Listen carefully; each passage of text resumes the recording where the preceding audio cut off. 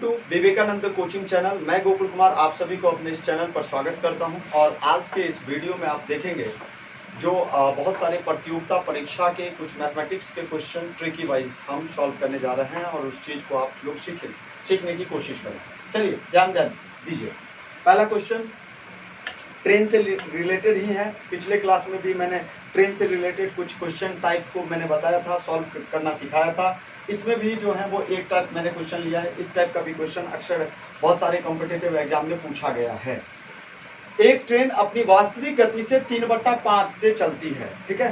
तो यानी कहने का मतलब उसकी वास्तविक गति से, यानी इसका मतलब है कि वास्तविक गति जो है ना, उसका वास्तविक गति कितना है, उसका 5/3 है। इसका मतलब 5/3 है, ये इसका वास्तविक गति है, ठीक है। 5 और 3 के रेशियो में है, लेकिन इसका वर्तमान का जो रेशियो है ना, इसका ये 5/3 का 3/5 के हिसाब से वो चलती है अभी वर्तमान में। तो 3/5, ठीक है, 3:5 के रेशियो से अभी चल रहा है, ठीक है। वर्तमान से ये चाल, ठीक है, इसका जो चाल है, गति है, वो ये है, ठीक है, गति। अब हमसे पूछा जा रहा है कि ये जब इस वर्तमान गति से चल रहा है ना, तो 30 मिनट देर से पहुंचता है। तो भाई ये कितने, मतलब 5 में से 3 घटाएंगे 2, तो 2 पार्ट इक्वल टू कितना मिनट, 30 मिनट का देर लगता है, तो 2 15 मिनट का लेट लगा, ठीक है। तो हमको क्या कह रहा है कि उसकी वास्तविक जो गति थी वो कितना होगा, ठीक है, वास्तविक समय कितना होगा। तो वो समय कितना हो जाएगा, 15 45 मिनट उसका समय लगेगा।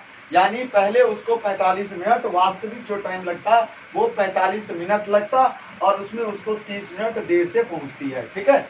चलिए नेक्स्ट क्वेश्चन की ओर हम पढ़ते हैं। नेक्स्ट टाइप के जो क्वेश्चन है वो आपको एवरेज से है, ठीक है। पहला नंबर क्वेश्चन जो था वो ट्रेन से रिलेटेड था।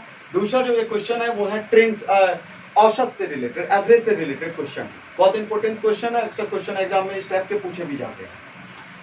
किन्हीं 7 क्रमागत सम संख्याओं का औसत z है। क्वेश्चन कह रहा है 7 वो संख्या है, उसके औसत मतलब बीच वाला जो पार्ट है वो z है, ठीक है। यदि अगली क्रमागत 3 सम संख्याओं, किन्हीं 7 क्रमागत सम संख्याओं का, ठीक है, 7 वो क्रमागत सम संख्या, 1 2 3 4 5 6 7, तो 7 का बीच में कौन आएगा, ये आएगा, क्लियर। चौथा वाला स्थान बीच में आ जाएगा, ये औसत है। तो ये औसत जो है वो z है, क्लियर। ये क्वेश्चन में आपको कह रहा है यदि अगली 3 क्रमागत संख्याओं को अगर इसमें शामिल कर दिया जाए, 7 को है ही, 3 को और कर देना है इसमें, तो 1 2 3 वो कर दिए हम शामिल, ठीक है। चलिए अब आगे हमसे कह रहा है कि 3 संख्याओं को जब शामिल किया जाता है ना, तो नए औसत पहले की औसत से कितना बढ़ जाएगा, ये हमको बताना है। अब देखिए औसत यहाँ पे z है, सिंपल से बात है। तो इसका बाद वाला क्या होगा, मान लो z+2 होगा, क्लियर। इसके बाद वाला z+4 होगा, क्योंकि इसमें 2 जोड़ेंगे तो फिर, क्योंकि सम संख्या हमेशा 2 के गैप में होता है, 2 4 6 8 10 ऐसे होगा, ठीक है। तो यहाँ पे +2 फिर +4 उसके बाद +6 ये हो गया। तो इसका मतलब है यहाँ पे कितना आ जाएगा, x+8, यहाँ पे x+10, मतलब z+ वही जो है 12 है ना, ठीक है। तो यही 3 जो है संख्या वही तो एक्स्ट्रा है। तो इसमें तो ये z तो है ही। अब ये बताइए ये जो हम एक्स्ट्रा किया है ना, इसमें क्या इफेक्ट पड़ेगा इसमें, ठीक है, ये कितना औसत बढ़ जाएगा इसमें, यही सोचना है। तो 8 10 18 और 12 कितना, 8 + 10 और +12 और बटा 1 2 3 का संख्या 3 से भागा कर दीजिए, कितना हो गया, ये देखिए टोटल संख्या, सॉरी 1 2 3 4, क्योंकि हमको निकालना क्या है, कितना बड़ा, आपको 10 संख्या हो गया ये टोटल 1 2 3 7 वो पहले था, 3 को और संख्या बढ़ा, संख्या कितना बढ़ा, इतना। तो औसत जब निकालते हैं तो हम क्या करते हैं, सभी संख्याओं का योगफल और जो टोटल संख्या होगा उस संख्या से मैं भाग देने के बाद औसत निकल के आता है।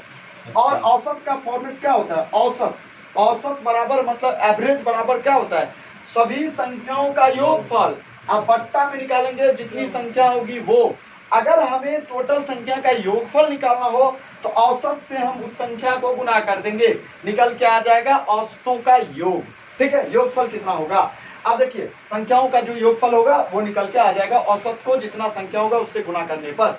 तो यहाँ पे ये क्या है, हमको औसत निकालना है, कह रहा है कि औसत में कितना वृद्धि होगा, तो सबको जोड़ेंगे तो कितना हो जाएगा 30, और संख्या टोटल कितना हो गया 10, तो 10 पे इफेक्ट पड़ेगा ना, 10 या 30, तो 3 हुआ। पहले कितना था जेड, तो अब कितना हो जाएगा जेड प्लस 3, अब जो औसत हो जाएगा वो हो जाएगा आपको 10 जेड प्लस 3, ठीक है।